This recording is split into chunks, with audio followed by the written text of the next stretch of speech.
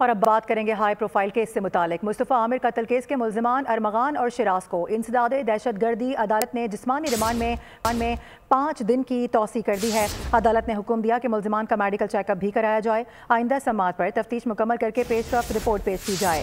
दौरान समाअत तफ्तीशी ऑफिसर ने बताया कि जोमा नामी लड़की मिल चुकी है जिस पर मुल्ज़िम अरमगान ने तशद्दुद किया था। इसी हवाले से मजीद बात होगी। हमारे नुमाइंदा में ज्वाइन करें मोहम्मद काशान बताएगा ये अहम पेशरफ्त हुई है। जोमा के हवाले से क्या बताया गया है?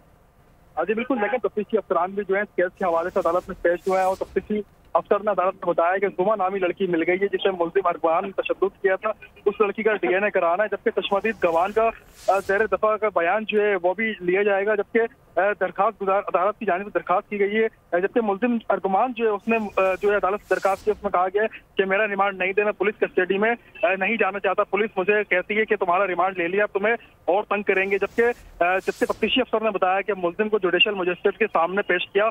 मुल्ज़िम ने नोटिस लेने से इनकार कर दिया है। मुल्ज़िम चाहत पर आया जाए। अदालत की जानिब से ये कहा गया है आइंदा समाअत पर तफ्तीश मुकम्मल करके मुकम्मल रिपोर्ट जो है वो अदालत को पेश की जाए। जबकि ठीक है, इस हवाले से आगाह कर रहे हैं मोहम्मद काशान, बहुत शुक्रिया आपका।